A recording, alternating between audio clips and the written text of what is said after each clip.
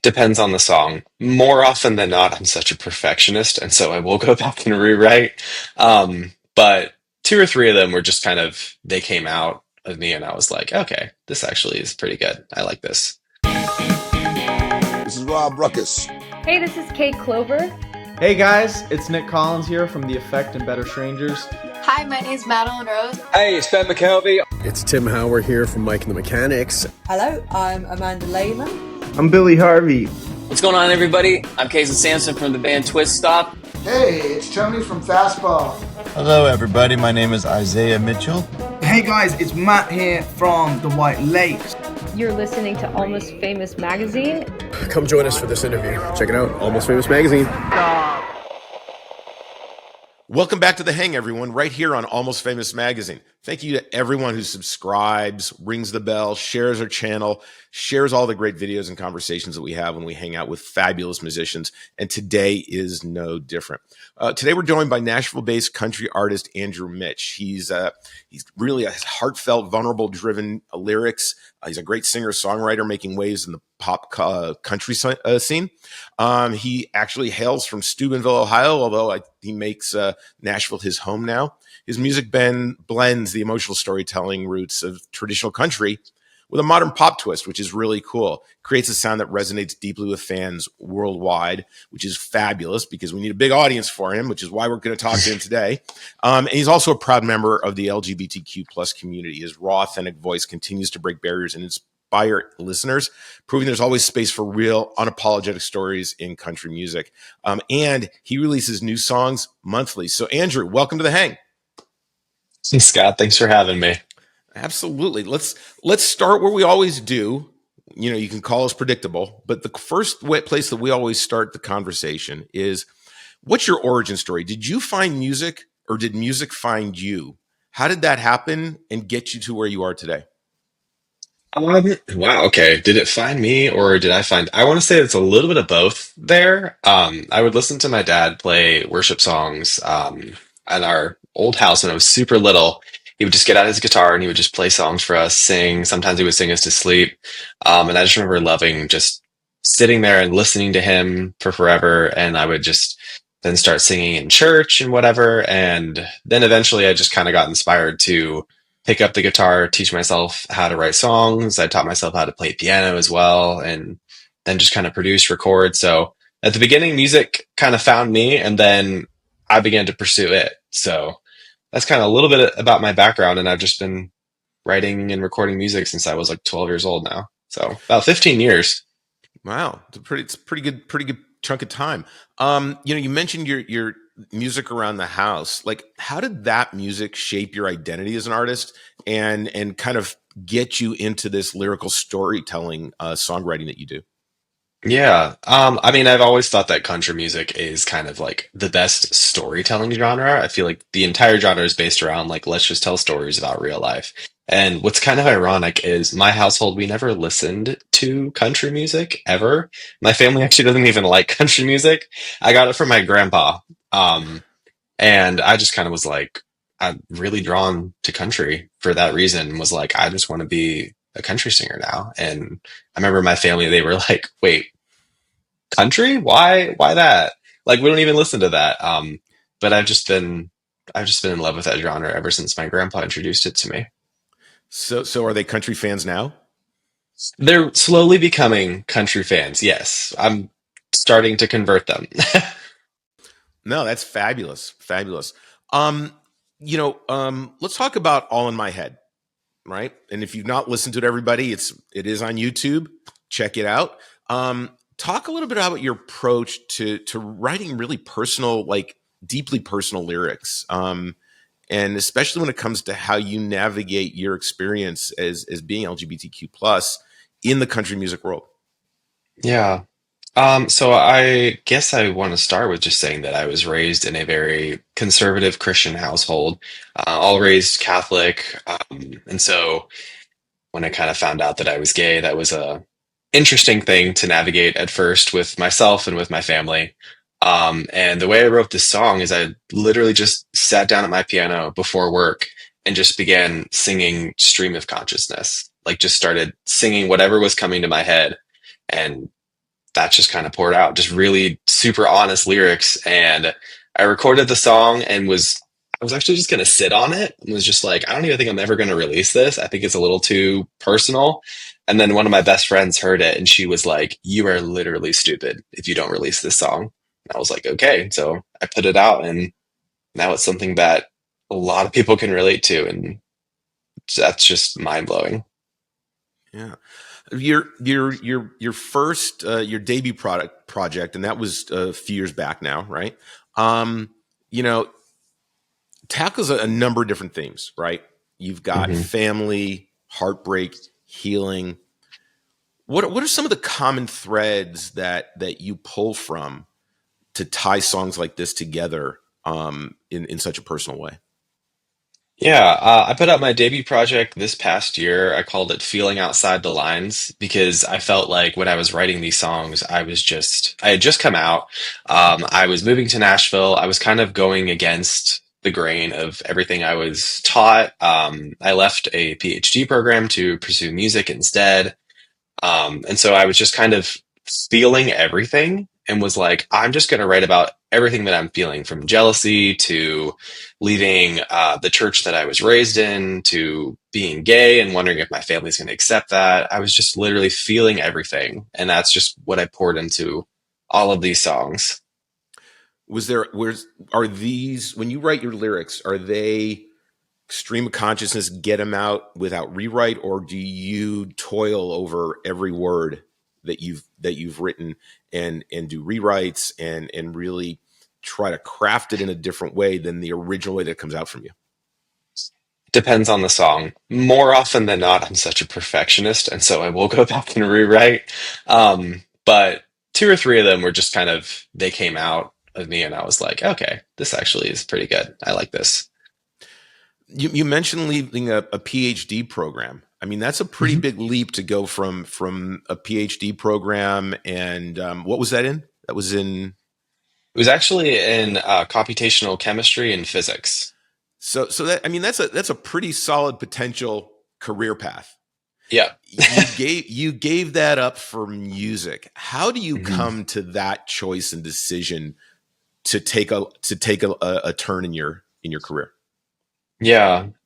So my research advisor caught me writing songs a lot when I should have been studying and should have been doing labs and reports and whatever. And he was just like, dude, I don't really know that this PhD is for you. Like, I hated it. I was so done with it, but it was drilled in my head when I was younger. Like, you're really good at math and science. Like, this is what you should do.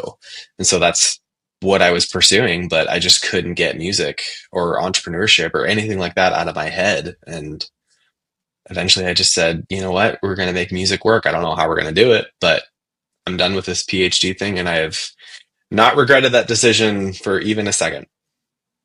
Oh, that's fabulous. That's fabulous. You got to follow your dreams, right? Yeah. I mean, especially now I'm young, don't have kids yet. Yeah. I mean, you gotta do it while you can. Yeah. So coming out to your family, to your friends, and really embracing your sense of identity. How has that impacted how you're writing, how you want to share your experiences, and then the kind of like, what type of impact do you hope that this will have on fans and future fans who are listeners to your music? Yeah. I mean, I've started to tell people that I write songs that everyone is thinking, but nobody's saying. So a lot of the comments and DMs that I've gotten from the songs I've already put out is nobody's talking about this. Like, why is nobody else singing about these experiences? And so that's really what I'm trying to do with my lyrics, is just be as authentic as possible and try to tell not only my story, but what is so many people's story. Whether that's coming out, that's your relationship with religion, or just your relationship with yourself, your family. That is what I'm trying to do. Just be unapologetic. Yeah. What type of response have you received from your songs? It's kind of brought me to tears multiple times. I'm not gonna lie. I've had people DM me saying that my songs inspired them to finally come out to their families. I've had people be like, I have never heard an artist that has related to me so much. Just absolutely wild things that I'm just like, dude, I was literally sitting at my piano and just singing the song. Like, I didn't think this was gonna happen. Well, no, that's fantastic. I mean, art is best enjoyed by others, right? We make it for others, but when it can really connect with them and has an impact and influence, I think it's super important. It says a lot for the writing that you're doing. So Yeah. kudos to you for that. You've also had a chance from my research that you've worked with artists like Ty Henderson. You've been featured on what is CMT Pride and some of Apple Music's Pride radio stations. How is collaboration with other artists who are established and meeting the people that you're meeting in Nashville, which is really an epicenter of the country scene? How's that impacting your career, and how is that impacting you as an artist? Yeah, I mean, I've always kind of seen myself as an independent artist, but Nashville is a very collaborative town. So just to see some industry professionals put me on CMT Pride or to be on Hunter Kelly's Apple Music channel is just that's wild to me to just look on Apple Music and be like, oh, there I am on this playlist that I used to listen to like all the time. Um, and then being able to work with artists like Ty Herndon is just, it's such an honor because he has made such an impact on the country music scene. And he's the first, from my understanding, the first like out and proud gay country singer. So to kind of have his support and be able to do events like Love and Acceptance with him annually is such an honor. It's really humbling and really exciting, honestly, to see all this kind of unfold. No, that's great. That's great. Now we mentioned at the top, you're putting out a new song every single month. That is that is a lot of content, right? That's a lot of new created music. And to keep it going every single month, what is fueling you to be able to keep up that pace, right? And stay creatively inspired with what is a very, rapid pace of production. You know what? I never really stopped creating. And one of the things I learned about making an album was I felt like I was so confined in a way, even though like it's my own project. But I felt like I was mentally confining myself creatively into like this little box, being like, okay, you're going to create for this project. And now with just being able to release singles, I love being able to just explore different artworks, different sounds, and just like kind of exploring all my different interests. And I truly never stop creating. I'll just be walking to wherever and I'll just come up with some crazy new idea. And this is kind of my plan for 2025 is to release one new song every month, kind of explore all these ideas, see what sticks, see what I like the most, see what fans like the most, and kind of just run with it. Yeah. Yeah, no, that's great. I mean, everybody, you should check out his YouTube channel, his website, and all that information will be down in the description below. But he's just got a ton of great videos, a lot of great content that you should be checking out for sure. I'm curious. I mean, for years, and we do live in a different day and age than even 10 or 15 or 20 or 30 years ago.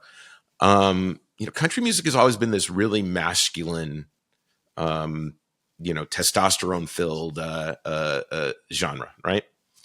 Mm-hmm. And over time, we've had more LGBTQ artists come out and get into the genre. How do you feel about finding your way within a genre that has been traditionally not in the vein of LGBTQ, and how are you adjusting to the industry as a whole toward LGBTQ plus musicians?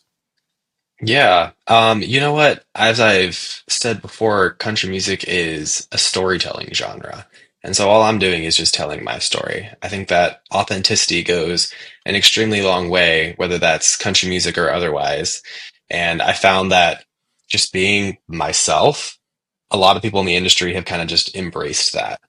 I'm not trying to stomp on anyone's cowboy boots or flip any tables or something crazy. I'm just singing my stories, and everybody's got one. No, absolutely, and I think that's great. I mean, it. You know, there are people who follow a very well beaten path in life, and then there are people who get off that path. And I think the ones that get off that path and look to find their own way and kind of set their own tone tend to get the most attention and really get find a different type of success along the way.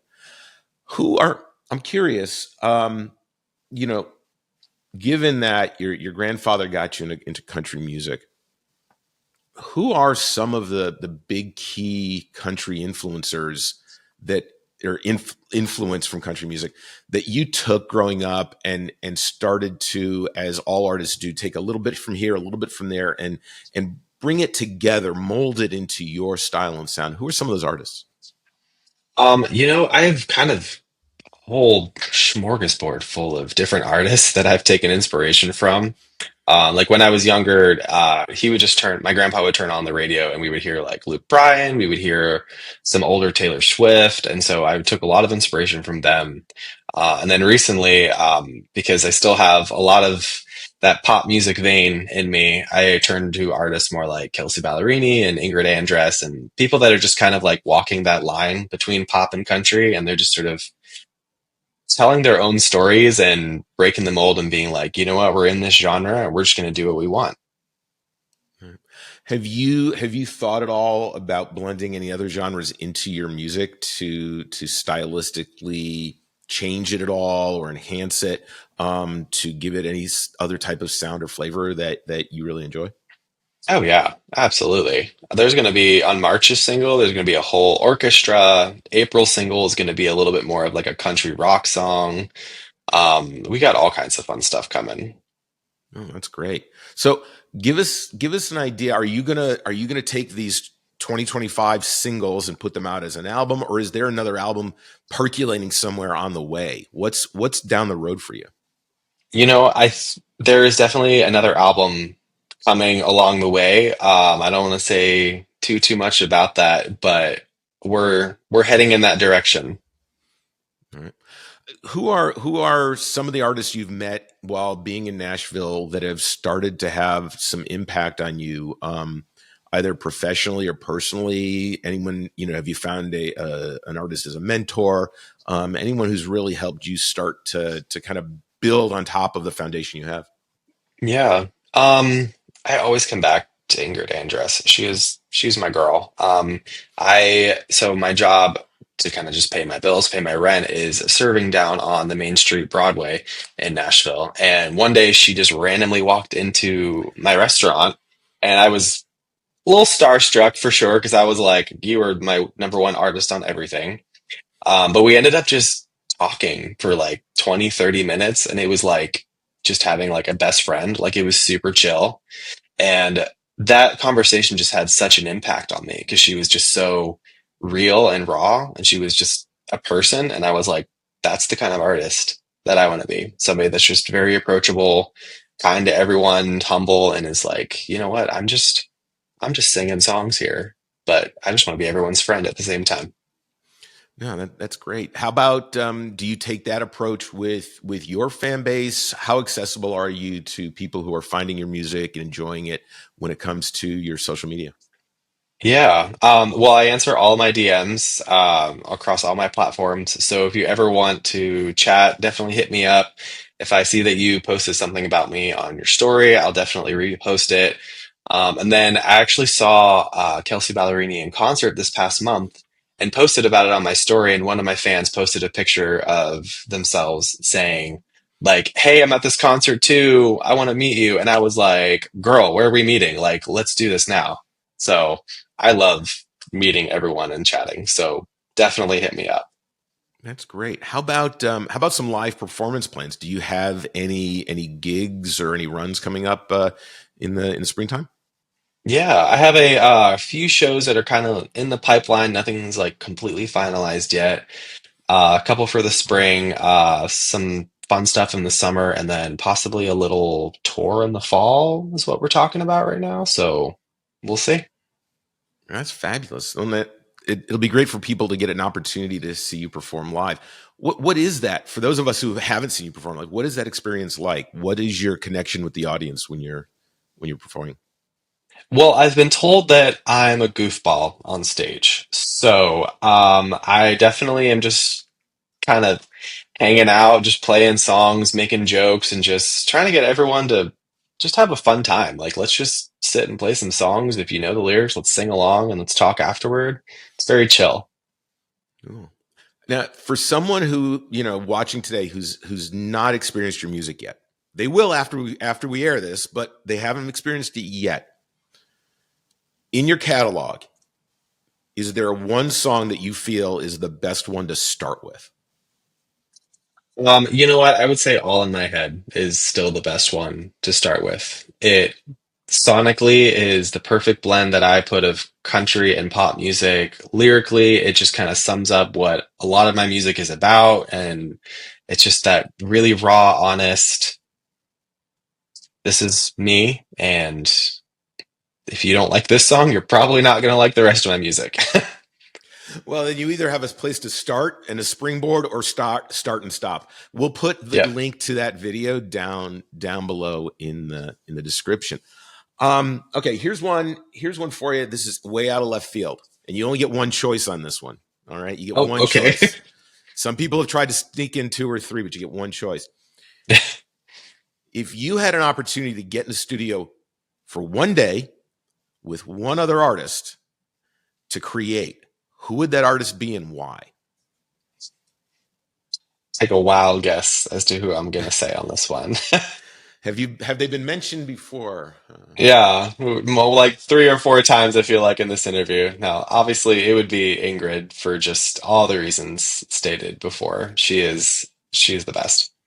Well, let me ask you this: since you had an opportunity to meet with her, is that door open for that? Might that happen?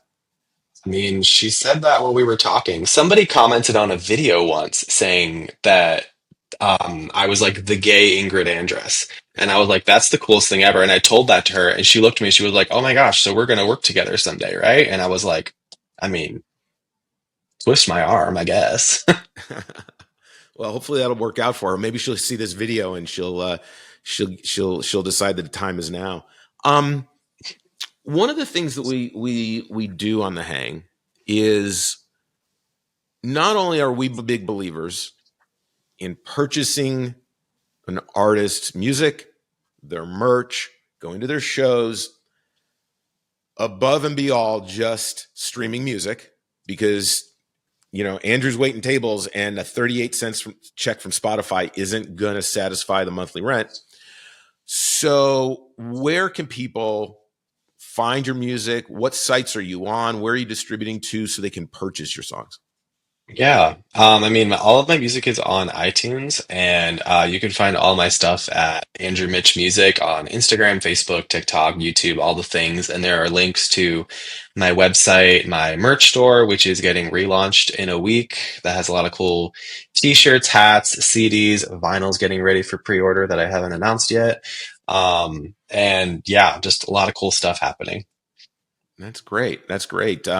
Everybody support Andrew on his journey. I mean, he left a PhD program. I'm sure he might have some tuition bills on top of just what he needs to live. So we've got to support him.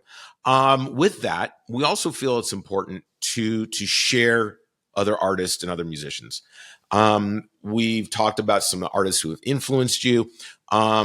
There's one artist we've mentioned multiple times. So the question becomes, who are 2 or 3 artists that you listen to kind of on the regular, whether it's a playlist for the gym, going out to walk, driving in the car, meditating, you name it, just 3 artists that you really are really getting into and enjoying. That could be a brand new artist, could be a classic artist, and why you really appreciate their music so that we can share in music with others. Who are they?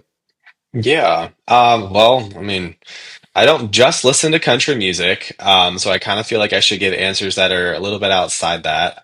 There's a new girl, Lauren Presley. She does like rock pop music in Nashville. She's been on my playlist a lot. She popped up on my TikTok only a few days ago, actually, and I've had her stuff on repeat. So she's a lot of fun. I, you know what, the second artist I'm gonna say, just this is my guilty pleasure, Tate McRae. She is always bumping in my apartment. I love her stuff. Yeah. Okay. So before we wrap up, you obviously have set some goals for yourself, and you've set on a trajectory to become a well-known artist. What is your dream goal for like 10 years from now? Where do you want to be?